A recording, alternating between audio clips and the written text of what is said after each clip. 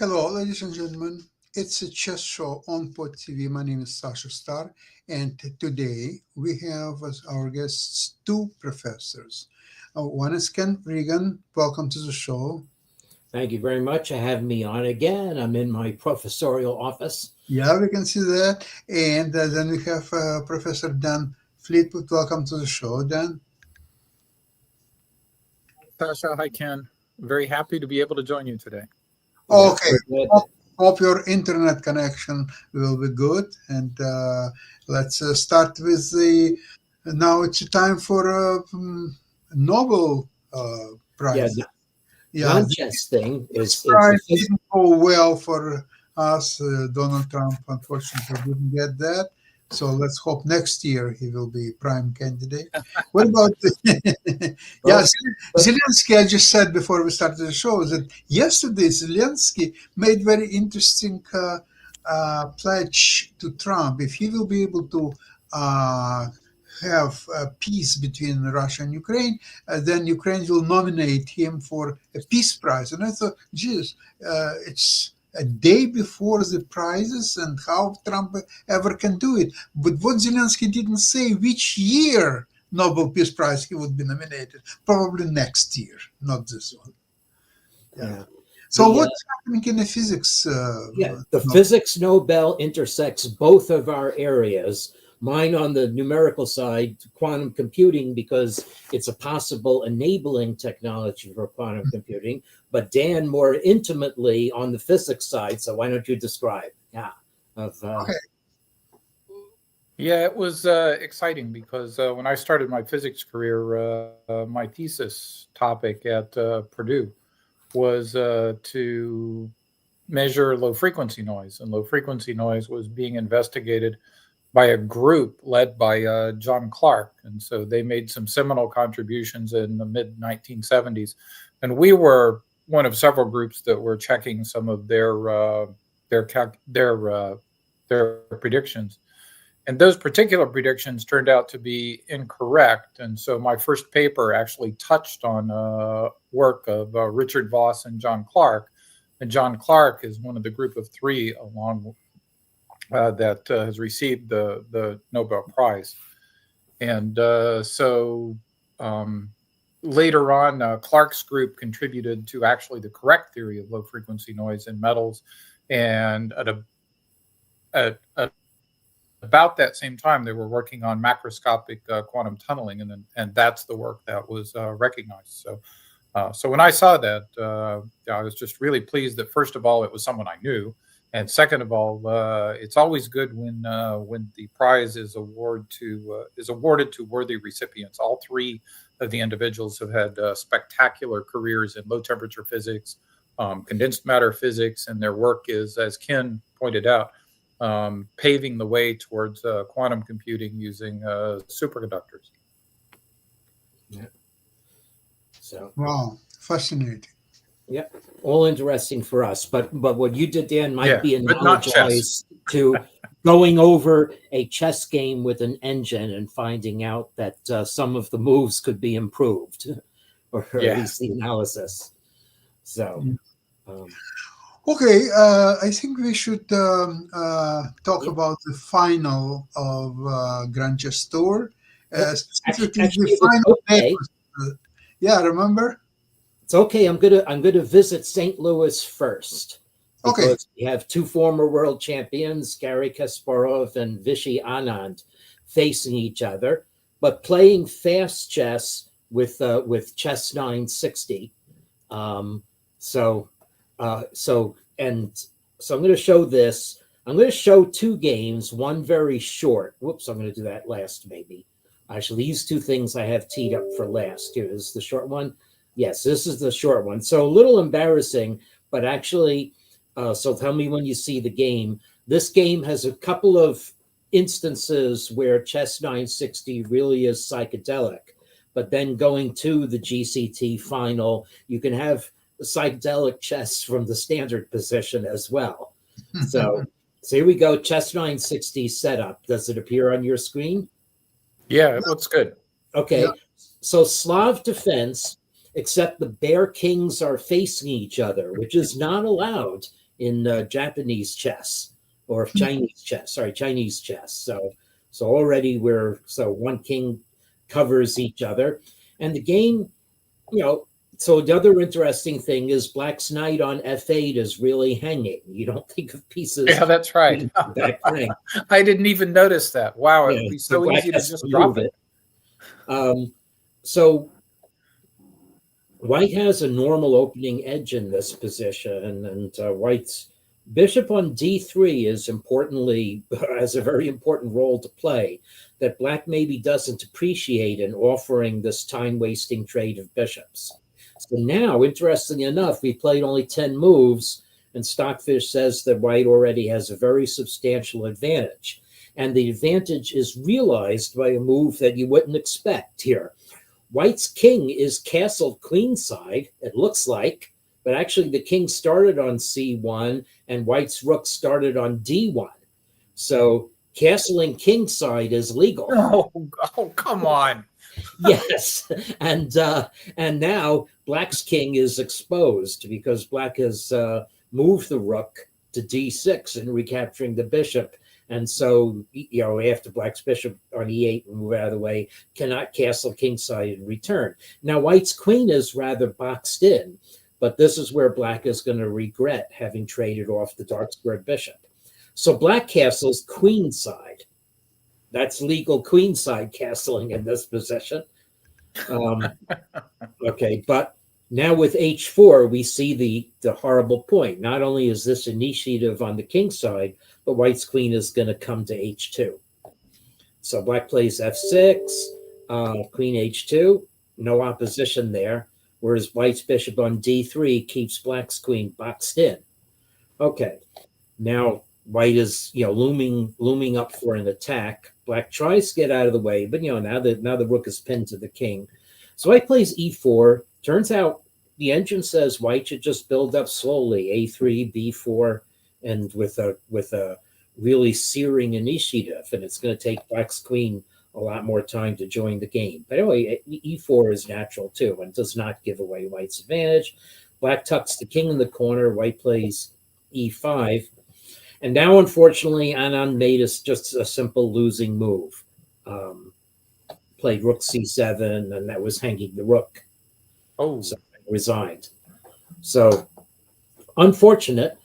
Now, Kasparov has jumped out to a very big lead, but the lead should not have been quite as great because Anand really played well in this game, but lost on time. You mind, they're playing a fairly slow pace of rapid. 25 instead of 15 minutes with a 10-second increment.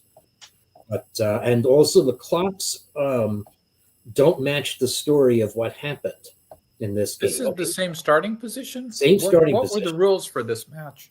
Yeah, I'm not sure. I think and it wasn't return games, White-Black, with the same starting position because Kasparov is playing White again. Actually, it's all day. There are 4 games a day. And all those 4 games start with the same start. In the same position. Yeah. I see. Yeah. Next day, it's different position. And the third day is different. Yeah. Okay. And I should say this match is heralding the newly reopened, revised St. Louis Chess Club, really expanded quarters. I'd love to see it, except I won't have time to visit until next year. And so, great institution, which will be hosting the U.S. Championships later this month. Yeah. So now symmetrical position here. Okay. Let's see. So you can play very slow moving chess with chess 960 as well. The player's castle. Now White, however, with the one move initiative as the only open file. Almost symmetrical position. Well, not anymore. Yeah, almost. And White has a normal opening pull, but here Anand starts to play very well. I think bishop h3 was worth to consider here.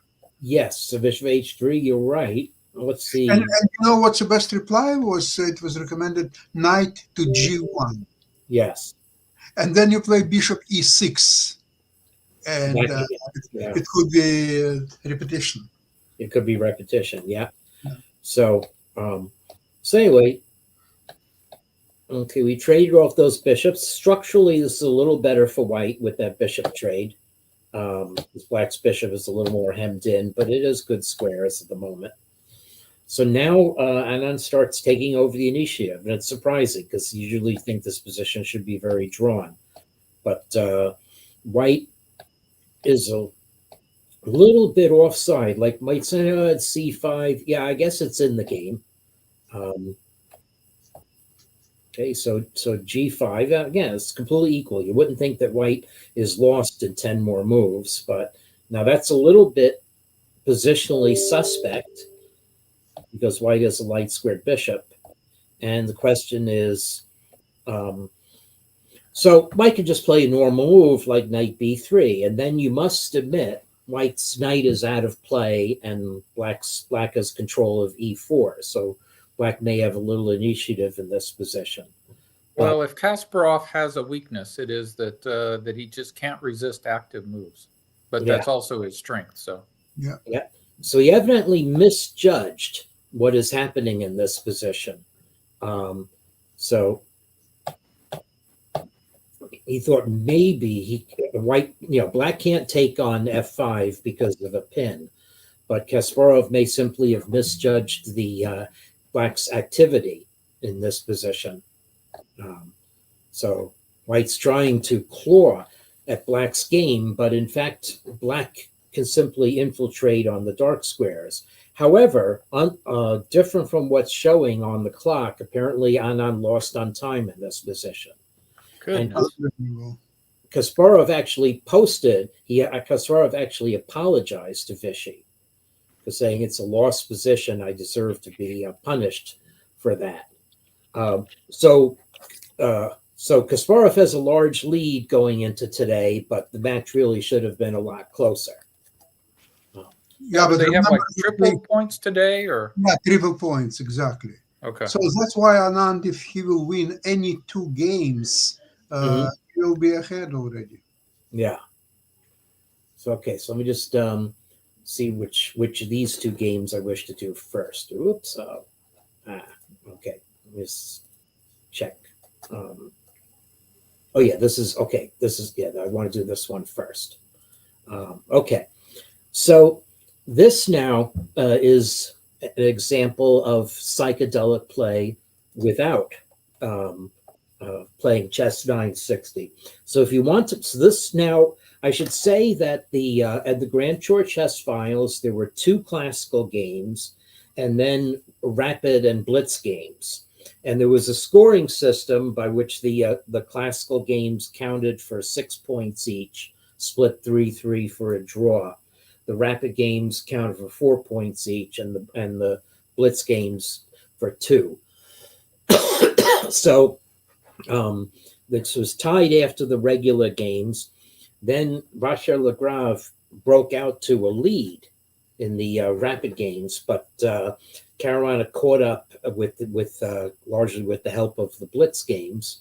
So this is blitz. It's 5-minute blitz with a 2-second increment, so a little slower than the way blitz is usually played. But Caruana is behind. He needs a win. So the Sveshnikov is definitely, Sicilian with Sveshnikov is definitely an indicated way to play. So it's dynamic, and the idea is, white has control of the center, especially the d5 square as of now, but black has opportunities to hit back in the center, as we'll see. So the question is, is black's structure damaged? Can black take advantage of the 2 bishops? Can white clamp down on the light square? Can white invade on the queen side? It all comes down to tempi and calculation. So black now is hitting back in the center. And the question is, can white prevent a black pawn storm in the center? So here we go. Here comes the pawn storm. This looks really wild because black is uncastled and hasn't even moved the king's bishop yet. But white cannot immediately take advantage of this. And now black is castled. So this engine sees that this is pretty equal.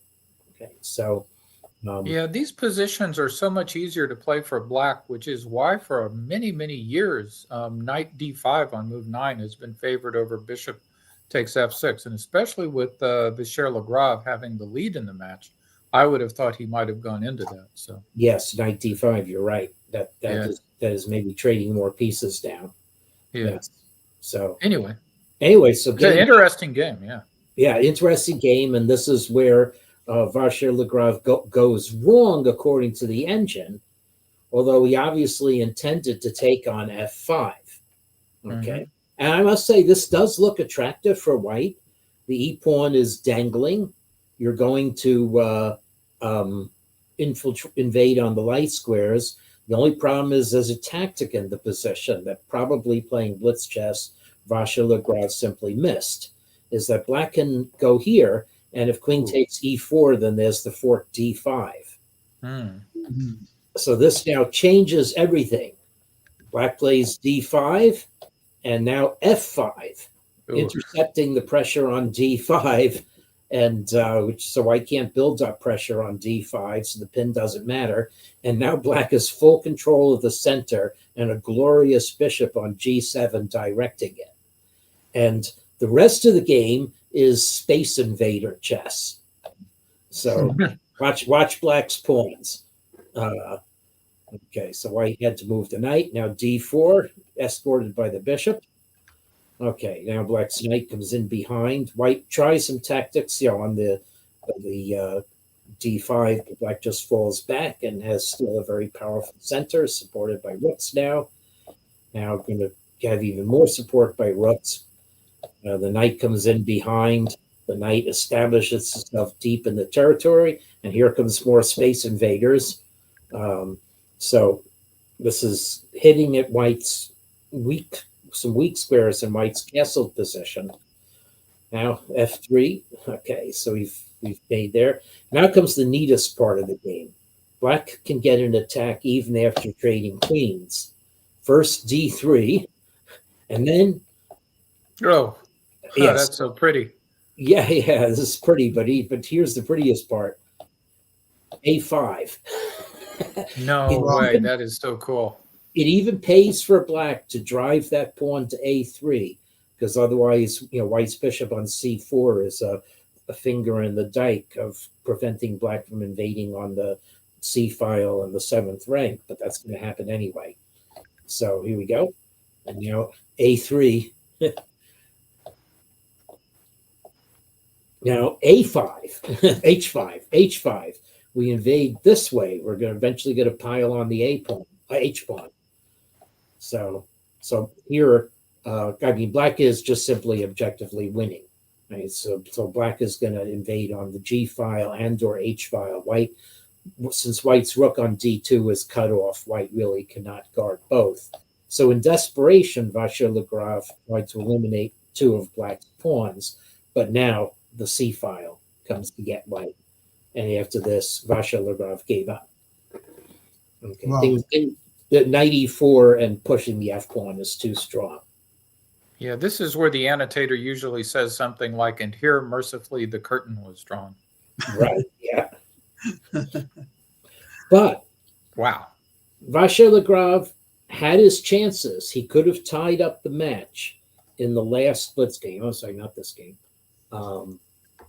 Whoops. Uh-oh, did I have accidentally closed the window? Oh, looks like I accidentally closed the window. Oh, no, I have it in another place. I'm sorry. Here it is. This is it. Okay. So this was... so Vischer-Lagrave is playing black. Fabiano only needs a draw, okay, to win the match. So he plays, queen pawn, and does not play moves like d5, which would create a more double-edged position. Mm-hmm. And we're getting trades in the center, symmetrical position. After 20 moves, it looks like this position is going to go, in anodyne fashion to a draw.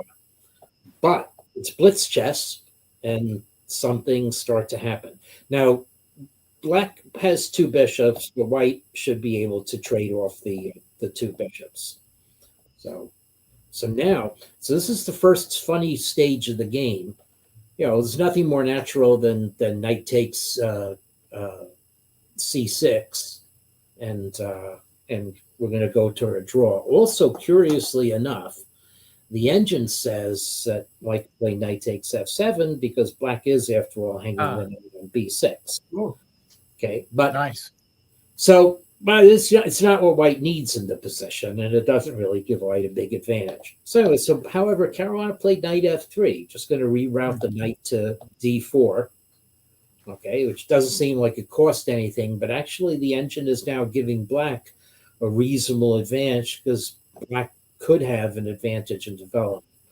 But Vachier-Lagrave decided to keep his two bishops for possible future use.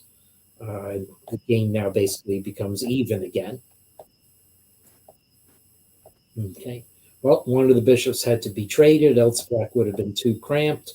So now this is definitely looking in draw territory again, and it's even more so after the rooks come off the board.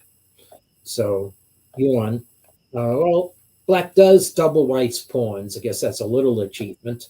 And the engine actually says that black has a half pawn advantage, I guess, structurally. But still, you wouldn't expect anything wild to happen in this position. Okay, well, black probing for an attack. So, and now, okay, now it's completely drawn, but starting about here, white starts either getting short on time or just getting a little bit aimless. Okay, and king h3 is a fine move that forces black to clarify the pawn. And now, I mean, well, white does have a pawn hanging. So this is where Caruana Fabi decided to lash out. White can just play queen f3 and then apparently calculate that black cannot take the pawn. So queen f3, queen takes b2, and then I guess we just play with white's superior pieces. The engine says that white's going to take on b7, and then black gives perpetual check, essentially. So, but that's not what happened. Instead, Caruana played knight g5 right away, mistiming things. Queen h1 check, king g5. Ooh, as f5 mate? No, because of en passant. But f5 is, however, a very good move for black to play in this position. And now it turns out black's knight on f8 is the perfect piece. White can't disturb black's position. And in fact, white just has to give up the knight, else f5 check is going to corner white's king. So big missed opportunity there. But we missed that. Well, that's a pity. Yeah. So he played g6 to blunt, protective against h7, I guess, overprotection.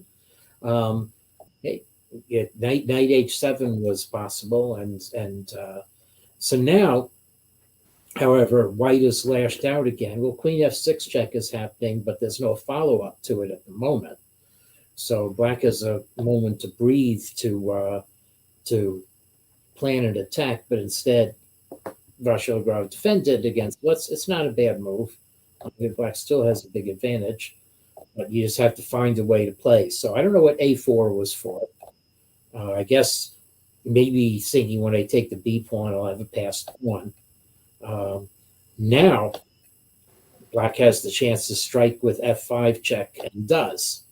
Okay, so now white's king is truly cornered, and there is a beautiful move for black here. Because g5 check takes, and now you've cleared the g6 square. Oh, yeah. Yeah. So this is going to be mate, but maybe you have to see one more good move for black. Maybe if you're thinking knight g6 check and it fizzles, you reject this. But the killer move for black is to cut off white's access to a3. Okay. And now white has no check. So the engine actually seizes mate in 27 moves. Oh my goodness. Okay. But sure. But, yeah. It's and by the way, it may have found the mate in 27 before it could have found a mate in 18. So Okay. that's one of those quirky things. Yes. So anyway, so G5 check was not found with only seconds left on the clock. Of course, this is fast check. Mhm. So Russia Lagrave played this in the other order. Now White is winning. Okay, but White simply didn't see the idea. Oh, let's see, or maybe it's not. Let's see, why does it think White is winning? Okay. Oh yeah, because say wait, Queen D8 check. Can't Black play King F7? What am I missing here? Oh, Knight G5 check. Just trades. Oh, I see. Okay, wait. Well, the point is that it's a perpetual, and if Black will go to G8, then Queen takes H7 and fork on G5. Yeah, it's actually that's right. So that's the main point. But this also is winning for White. So Yeah, because after the king goes on F6, it's a mating net. yeah. Isn't that something? Oh, wow. That would have been really hard to see with that amount of time on the clock. Yeah, with that amount of time on the clock. And now they agree to draw in this position with White winning, because that was all Carolina needed. Black can't go to G8 because then Queen takes H7 check and Knight G5 check wins. So anyway, so that was how Russia Lagrave missed his chances. Okay, so I have one more game to show if there's time to show it. The problem is we don't see the board. We don't see you. Oh, okay. I've changed windows. Now let's see. No, it's nothing to do with you. It's something to do with Mark. For some reason, I have a window. blank. StreamYard.com. Oh no, this is fine. Let me close the other window that I had and see if that helps it. If it comes back now. Let's see. Okay, so now that window I need to keep open. Why do I have? Let's see. So I have. Oh, I have. No, I think we're seeing the system wallpaper from the studio. That's okay. I do. Let me stop sharing and try. Oh, now we see Sasha. Okay, you see Sasha. So let me try sharing once more and see if it comes up. Okay. And so share entire screen, and now come back to my window where I have the game. Okay, so that's you. Oh, that's psychedelic. I love that. That's kind of like being between two mirrors. Yep. So here we go. This is what I want to show now. Do you see Badur Jovava and Gawyn Jones? Okay. Yes. So I just want to show this game. Also, it's from today's European play in the European Team Championship, which is happening in Georgia. So Jobava's big mistake was not playing the Jobava London system. Yeah, I was thinking this is distressingly normal for Jobava. Yes, and he's got 4 pawns in the center. White is obviously lost, overextended. Yeah, absolutely. This is back in my King's Indian days. This was one of my favorite openings to play as Black. Okay, yeah. So anyway, so Black starts hitting back. Now, actually, this game gets even more fun now. Okay, so normally, well, okay, maybe you would expect White to guard F4, but White doesn't have time for it. So White hits back, and now White's only move to play for an advantage is to just keep on going with E6. It's all book. It's all book. Okay. Yeah. So Bishop G5, cut and thrust. I don't know that Bishop G5 is book. What does the engine want here? Queen B6 maybe?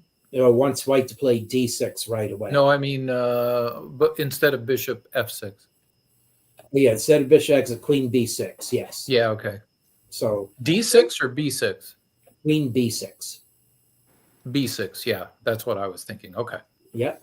So Gawyn Jones right away makes what's a mistake according to opening prep. Mm-hmm. And now D6, this is meant to be good for White. But anyway, the game becomes more fun because White tries to invade there. But, White's trying to put pressure on Black's position, but now Black has some counterattacking chances with c4 check as a possibility, and that maybe legitimizes black now playing for activity on the king side and in the center. Here comes c4 check, and knight g4, queried by the engine instead of bishop f5. But okay. So now, so this is all interesting here. White's best play is to concede the exchange, but that's a hard decision to make. So White instead hits back at the black's queen attack with a queen attack of his own, but black doesn't capture a piece, guards his own piece. And now, I thought you like this, Dan, the knight goes to a square where... Well, it's a fork. It's a fork where it just travels through. So White should instead just play normally to d5. And yeah, well, I mean, I guess it was just too interesting to pass up. Yeah. So now e4. So now what's interesting here is that black sort of invites White's rook into the game, into c7. I'm not going to criticize this too much, but now White's rook is trapped. And maybe Jobava didn't realize it, but he's very soon going to playing a rook down. Tries to extricate it, but by here he realized, Yep. I'm just being pushed off the board, and so Gowan Gracious. Jones. So Very painful defeat. Mhm. Jobava, very painful. Yeah. Yeah. Well, I remember last time I played this opening with black pieces, believe it or not, in 1968 against Paul Keres in simultaneous exhibition with the clocks. And I was the only one who defeated him. He lost to me 4 draws and 5 wins for him. It was in Yerevan, Armenia, in 68. Very memorable thing. Well, anyway, thank you so much for today's program, and we really enjoyed all and every game, and looking forward to see you next week, same place, same time. Okay. Thank you so much to all our listeners. Bye-bye, everybody. All right. Bye, everyone. Bye-bye.